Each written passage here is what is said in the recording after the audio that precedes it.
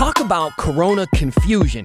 You got some schools that are closed, other schools staying open. Who really even makes these decisions? And now, on top of all of it, people are having to deal with scammers. When people are at their most vulnerable is when con artists come out. That said, if you are sick of coronavirus news, don't worry, we got a lot of other stuff to talk about, like the story of a Woodlawn employee whose sole purpose is to help students outside of class. She helped us to find everything. And I bet you remember when we told you Cap and Trade 2.0 was only mostly dead after the Republican walkout. We'll tell you how some lawmakers are trying to revive part of it. Here's the story. And welcome to the story. Hi, I'm Dan Haggerty. I know it's Monday. It feels like a Monday, but I don't mean that in a negative way. I'm one of those weirdos who likes Monday. And one of the reasons I would say I even love Monday is because of all of you and the conversation that we get to start every week, every time the week begins. So let's do it. Get your phone out. Send us your comments and your questions. You use Facebook and email and Twitter and all those different platforms to talk to us. Just use the hashtag #HeyDan. Let's get started. We want to start tonight right with our big story. And yes, it is coronavirus. I know you've been seeing this everywhere. Everybody's talking about this. A lot of people, though, are worried still right now, and you have a lot of questions. So it's not really something I feel like that we can ignore here on the story. Now, if you are a parent, one thing that you've been thinking a lot about is your kids. Should I be keeping my kids home from school? What if the school itself shuts down? Kyle Aboshi has some answers for us. As the coronavirus spreads in communities around Oregon, more and more schools are facing the challenging decision of how best to protect their students. We've already seen a variety of measures, from deep cleaning to temporary closure, which presents a whole host of questions for parents and students. Among them, will my child's school close? For now, the simple answer is no. The Oregon Health Authority recommends against closing schools and campuses where there are no cases of coronavirus. The exception, there have been some short-term closures for deep cleaning. Instead, health officials say the focus should be on prevention, telling students and staff to stay home if sick, screening kids for cough illnesses at the beginning of the school day, reinforce hand washing, and frequent cleaning of high-touch surfaces. But what if a student tests positive? We're seeing that play out right now in Hillsborough after a student at South Meadows Middle School tested positive for coronavirus. The school will remain open. Local school districts make the call, but rely on health officials for guidance after weighing the benefits against disruption. In Hillsborough, district officials encouraged students to come to school after a deep cleaning and said the student had, quote, very mild symptoms. But what if things get worse? A widespread outbreak? To be clear, we're not there. The Oregon Health Authority says closing schools for a long time is a last resort. They have concerns, along with educators, about how it will affect learning and the burden placed on parents having them stay home from work. One other thing to keep in mind, shutting down schools could really impact low-income students. For a lot of kids, it's their only access to a regular meal or to medical care. And another thing to keep in mind, healthcare workers. Think about it. They can't be in hospitals or clinics treating people if they're at home watching their kids. Yeah, good point. When it comes to these schools, though, are they preparing for what would be the worst-case scenario, actually maybe closing down for a week or two or more? Yeah, case in point, Estacada. Today, no classrooms. Kids were told to stay home so teachers could plan for this, the idea of an online curriculum. Kyle Aboshi with the latest. Thank you so much, sir. All right, let's talk about something else I think a lot of people are afraid of, and that's the fact that some people are dying from coronavirus. But we want to put it all into perspective for you, so let's look at the hard numbers here. NBC News looked at 167 coronavirus deaths from the U.S. and around the world. Of those victims, 128 were 65 and older. Only 8 of them were under the age of 35. 104 of the victims were men, 63 were women. They were only able to look at some of the health histories of about 116 of these cases, but almost all of those people had underlying health conditions. Now, there's always going to be this group of people out there looking to take advantage of that fear to try and get stuff from you, primarily your money. And that's what a lot of scammers are out there doing right now. I want to bring in Cristin Severance to talk a little bit about some of the tactics that you may encounter right now because of the coronavirus fears. Yeah, I have a few things to kind of warn people about. The first is this imposter scam. So people are calling you, trying to sell these bogus healthcare plans. It's just a way for people to try to get your personal information. You want to talk about scare tactics? Listen to this voicemail that someone in Oregon received here just recently, and it was passed on to us from the Better Business Bureau. The coronavirus is spreading. Keep your family safe and secure, and speak to one of our health agents about getting you covered with the lowest cost health plans in the country. Now is the time to act. Don't be too late. All right, obviously trying to push people's buttons there for sure. Right. It says don't be too late. I mean, they're really trying to get you to call them back. Do not call these people back. They're just trying to get your social security number or any medical information. Okay, what else you got? So there are other customers complaining about certain medical companies, the companies selling masks. So 9 different people complained to the BBB scam tracker about this company. They bought these N95 masks. The masks never came. They're out more than $600. Other customers bought from separate websites and either got counterfeit items or, again, the items never showed up. And I want to be a broken record here, but as you've heard us say time and time again, masks, according to the CDC, not a really great tool to prevent coronavirus. Wash your hands, right? I'll repeat that time and time again. Yeah. Anything else? Yeah, the last one, this is maybe the worst. So there are companies out there, selling these products, bogus products, that claim to treat the coronavirus or prevent the coronavirus. The FDA and the FTC sent 7 warning letters to these companies saying, knock it off, don't do this. And you just really have to be careful. People are going to prey on your fears. Yep, absolutely. Cristin Severance, thank you so much. Look, and a reminder to everybody at home, before you hit share on Facebook or on Twitter, or before you go giving your money to somebody, send the information our way first, okay? We have all day to help confirm or deny any of this stuff for you. So keep writing in, send us your questions and concerns. Use the hashtag #HeyDan. Cristin, thank you. You bet. Before we move on from this coverage, I'd like to say something that I've been thinking a lot about over the past couple of days as I see schools close and people get quarantined and these cases seemingly popping up out of nowhere. This virus is here now. The serious cases and the mild cases, it's here. And we're really never going to know everyone who gets it. In fact, the only people getting tested at this point are the ones who end up in the hospital. And most people never get that bad or even close to that bad. I took my kids to school last week and only 1/3 of the class was there. At home, my wife and I talked about what we should do. Should we keep our boys home as well? Now, I'm not going to tell you what to do with your family or your kids, but I'll share with you kind of what we talked about to make our decision. The only thing that can truly stop this virus is a vaccine.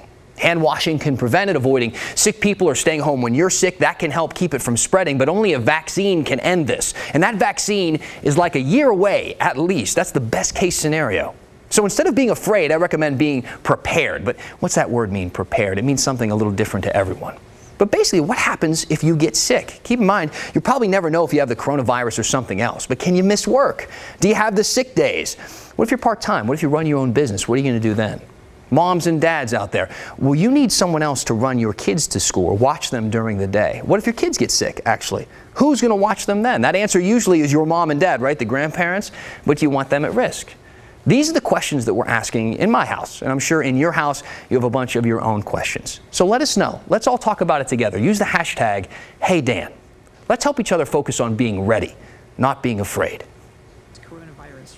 So lawmakers in Salem, they met this morning to approve emergency funding for the state's coronavirus response. And guess what? Check it out. Republicans, they showed up. Look at that full room. We haven't seen that in a while. So you probably remember from last week, the session ended with almost nothing at all getting passed because of the Republican walkout over cap and trade. So a group called the Emergency Board, they met today and they get emergency budget items approved. So besides coronavirus money, they also passed funding to respond to the flood damage in eastern Oregon, as well as some money for general emergency preparedness. But there was a last thing that was okay we wanted to tell you about, and it was this $5 million for the Department of Environmental Quality to help launch a new greenhouse gas emissions plan. That sounds a little bit like cap and trade, doesn't it? Well, kind of. This is actually the first step for Governor Kate Brown's expected executive action on this issue. And as you can imagine, Republicans didn't like it. They voted against it, and they had a warning for Democrats. I think it's going to initiate lawsuits right from the beginning. Now, we don't know exactly what an executive order from the governor will look like on this, but we'll keep you posted, of course. If you have questions about it, let us know. Use the hashtag #HeyDan. We will get them answered. All right, we got an update for you now on a story that Maggie Vespa's been on for weeks now. Right now, at this very moment, she is in Salem, where the city council was voting on the so-called sit-lie ban. Kinda is exactly what it sounds like it is. It would ban people from sitting and lying down on sidewalks during the day. I find the punishment to be particularly interesting here. If a homeless person gets cited for violating this ban, it's a $250 fine. Tonight's vote would be the first of two needed to pass this thing. This is Salem's latest attempt to clear homeless camps from its downtown core. They've already banned tents there. They've promised and then failed to add a bunch of shelter beds for these people. They even tried letting people live in their cars, but no one's really taken them up on that offer. We're going to get an update from Maggie for you tomorrow here on The Story. In the meantime, head to the KGW YouTube page. You can find all of our coverage on Salem's housing crisis. We're going back inside Woodlawn. I want to tell you about this woman whose entire job is to help students outside of the classroom. What does she do? It's a great question. Mary does everything. Thing is, she's worried now that her position might go away, and the families who she helps will fall through the cracks when The Story continues. We're spending the entire year telling stories from inside Woodlawn Elementary School. We've talked about some really serious topics, stuff like gentrification and race and immigration, all through this in-depth and emotional series. Tonight is episode 6, and you're going to meet Mary Evans. Her entire job is to help families with everything, anything that they need, from rent to food. But just like so many other things at Woodlawn, gentrification is changing her job too. Here's Cristin Severance.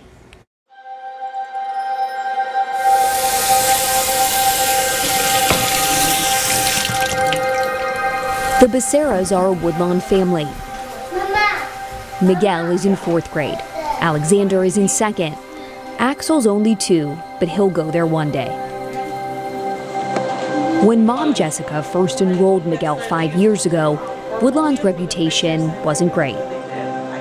It was deemed a failing school by the state. I was afraid at the beginning, but they have a program that it goes like a transition program for the summer for the first time in kindergarten, and Miguel loved it, and I see how they treat my kid, and I say, yes, this is the school for him.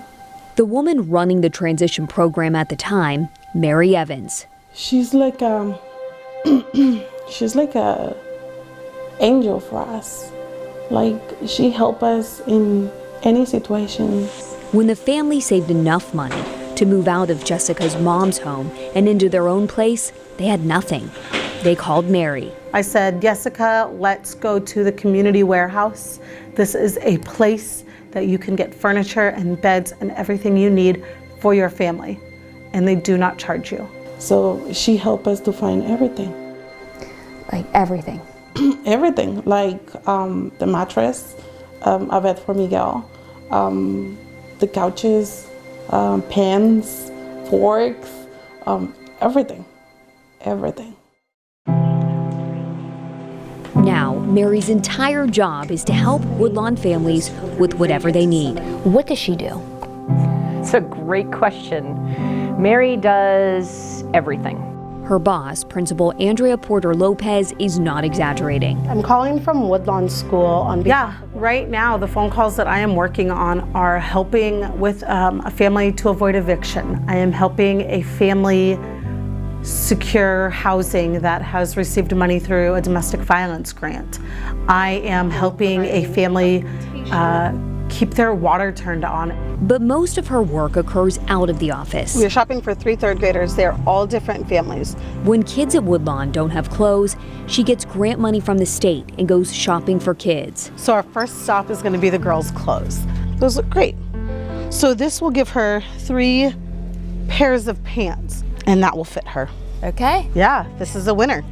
And when she goes over the $100 limit per kid at the register, she pays the difference out of her own pocket. The fact that I have this amazing privilege of doing this for kids that I love. I treat these kids like they are my children. It's an honor that parents let me do this for them. So make sure you get all chicken ones. Oh, okay. Mary's also in charge of backpacks for kids at Woodlawn, a program where bags of food are given to kids on Fridays so they can eat on the weekends. She lets the 5th grade girls drop off the bags each week. We're just helping these kids out because these kids are like my family to me, and I like helping them. Some people don't have food, but they're still making it in this world, and that's why it's important for Miss Mary to do her job and stuff like that, yeah. And in all of her spare time. What's your aunt's name? Miranda Brown. Oh, she's probably home with that baby, huh? She runs a food pantry out of the Woodlawn cafeteria for anyone who needs food. This is every Wednesday. You come on through. Tell me how many people are in your household and let's make sure that you get the food that your family will eat. That's how we run here.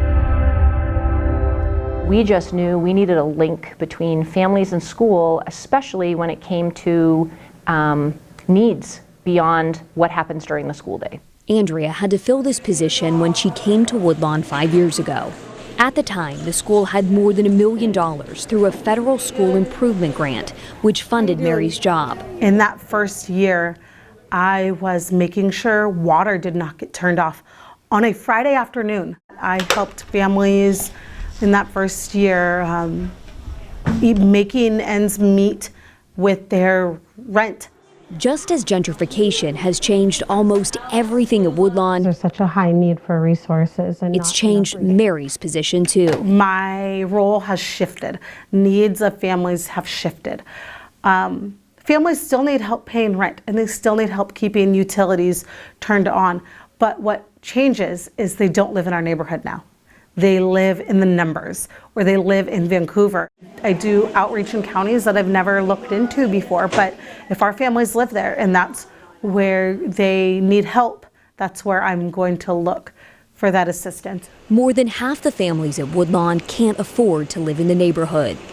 So they've moved to neighborhoods they can afford and drive their kids to Woodlawn. I am a firm believer that Portland is a city that replaces Black people with Black Lives Matter signs.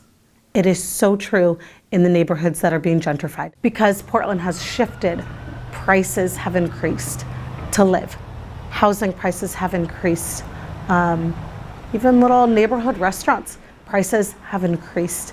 And so families whose jobs have not changed and whose incomes haven't increased are being pushed out. They have to live somewhere where they can support their family. She said the most stark example of this, a Woodlawn family who used to live right next door to the school, couldn't afford rent and moved. The home was sold and bulldozed. I'll never forget pulling out of the Woodlawn parking lot and seeing the kids that I knew that lived in a house sitting on the sidewalk in front of where their house once stood, with a for sale sign still sitting on that lot. There's not even a house built there. And just seeing the kids sit there, and that was their home. It makes me so emotional. That was their home, and there's nothing there. You know, it's so sad that kids that are 6 and 7 get pushed out of their home, and they have no control. It is so sad.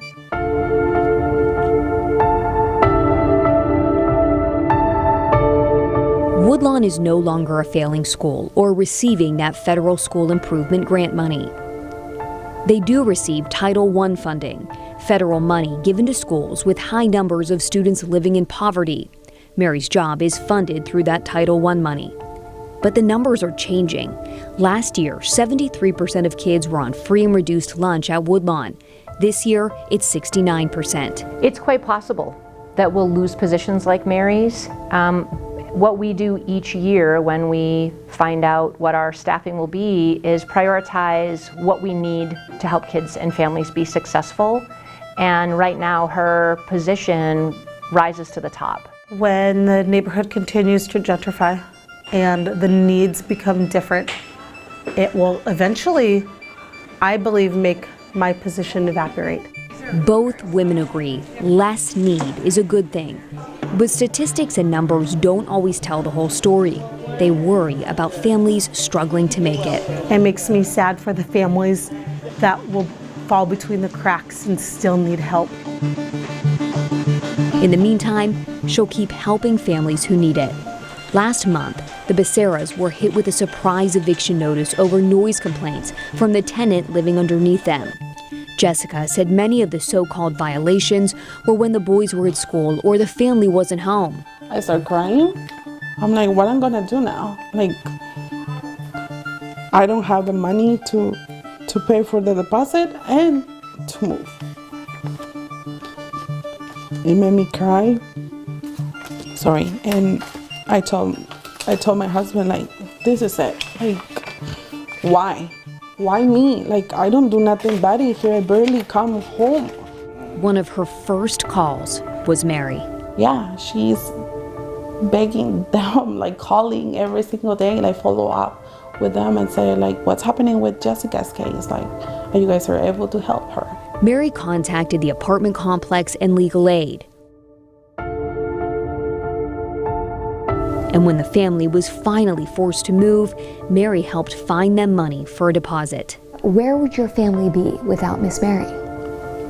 Probably under the bridge, because she helped us so much. She helped us so much with food, with the resources in the community, by finding a place. I'm so grateful that they are not under a bridge, because she has 3 great little boys that need a home to live in and feel safe and secure, so they can then come to school each day and be a learner. Remember last week when we tried to make hand sanitizer live on air? You have to quarantine this for 72 hours. 72. Well, bing! The batch is done cooking. So we're going to test it out. Plus, are you a little confused about what you can and cannot recycle? Me too. So there's now an online game you can play to figure out what to throw away when the story continues. So last week on the story, Matt Zaffino and I looked like 2 10-year-olds struggling over their science fair project as we made hand sanitizer during the show. I mean, we tried anyway, and it got quite messy. Take a look. Look at that. Don't you want to just slather that all over your hands? I tell you what, this that's is something else. That's going to keep you from getting the coronavirus or anything else. All right, we did this because a lot of people were out there making their own hand sanitizer because it's sold out in a lot of stores. So we let our little concoction sit for 72 hours, let the chemicals kind of do their thing, which is what we were supposed to do. Right. Matt joining us again. This is ours, right? It was in quarantine. Remind as you people said. what's in that again. Okay, so it is mainly, there's some hydrogen peroxide. That's just to kill the main substance. So we did glycerin, which is kind of the gel-like, and then the other main ingredient, which is rubbing alcohol. Rubbing alcohol. Thank you. It was escaping. So that's what it is. And you can add like scents, or you can add a little bit of a thickener. But again, we had to let it sit for 72 hours to let the hydrogen peroxide kill the spores or any impurities within the gel itself. Yep. So shall we test drive this? Absolutely. All right. Here, you go first. Okay. So I mean. It's very it's very liquidy. Yeah. Well, you know what? You can see the consistency looks like water, but we were kind of paying attention to this one. That is kind of the one you would get at a store, and the same kind of thing. It smells just like the other thing. It really does. Yeah, it's just as it is. I think this is a win. It's actually turned out better than I thought. Yeah, I'm with you on that. And I know so many people have been writing in and asking us questions using the hashtag HeyDan about, where can you get hand sanitizer right now? And the question is like almost nowhere. So maybe this is your best bet. You can make your own. And I got this recipe from the World Health Organization. And I had somebody emailing me saying, hey, nowhere did I see hydrogen peroxide in any of these. I'm like, well, go to the World Health Organization and a couple others that I saw. Both have that in there to kill the impurities within the sanitizer. So there you go. Good stuff. Here, Dan, early Christmas for you. Yeah. Thanks, Don't use it as hair gel. Don't do that. I don't use hair gel. This is natural. All right, good times. Let's do the 7-day forecast for you because we have great weather today. We're going to have great weather again tomorrow. Check this out. 56 tomorrow will be 31 in the morning for the low. A shower maybe on Wednesday, but then really nice again on Thursday. We'll have to watch the weekend for some colder temperatures. And then at 6:30, we're going to talk supermoon. Great picture from this morning. Dan? All right, Matt, appreciate it. Thank you so much. So, hey, there have been some many new rules about recycling over the past few years, and a lot of people are confused about these. Some plastics go in the recycle bin, some go in the trash. Honestly, it's kind of hard to know where to put anything nowadays. So Metro came out with an online game to help you out, and believe it or not, it's based off of Tinder. And it basically shows you an item. You swipe left if it goes in the garbage. You swipe right if it goes in the recycling bin. Of course, you won't get a date out of this. Hopefully you won't. But you may learn a thing or two. So my coworkers in the newsroom tried it out for themselves. Plastic produce container. No? Yes! Oh my gosh, okay. I want to recycle them. Huh? I got 9 out of 10. But you got a 10 out of 10 right. Woohoo! 10 out of 10. How exciting. I was really nervous about that. Christine Pitawana, she's an overachiever. Hey, if you want to try it, we got a link for you to test it out at kgw.com. Hop on there and see how you fare. Coming up next, we're going to read some of your comments and finish the story. When we come back, we'll see that. All All right, let's close thing out with doing some comments and questions. A lot of people writing in. People mentioning that they have noticed some of these scammer things happening as people are trying to take advantage of the fear over coronavirus. Jeff Burling writing in saying, I'm seeing a lot of ads of these N95 masks. How do we complain about these? We gave them a link to the BBB. But if you see any of this sort of thing, if you're curious about something, send it in to us and we'll let you know if it's legit or not. And then Renee Sessler writing in and saying, if the COVID-19 virus cases are only tested for those who are so ill that they end up in the hospital, how is it that a child in Hillsborough with a mild case was diagnosed? They're trying to understand that contradiction. We were a little curious about that as well. So we're asking that question. We're asking all of the questions that you pose to us using the hashtag HeyDan. So keep those coming and we'll keep you part of the story.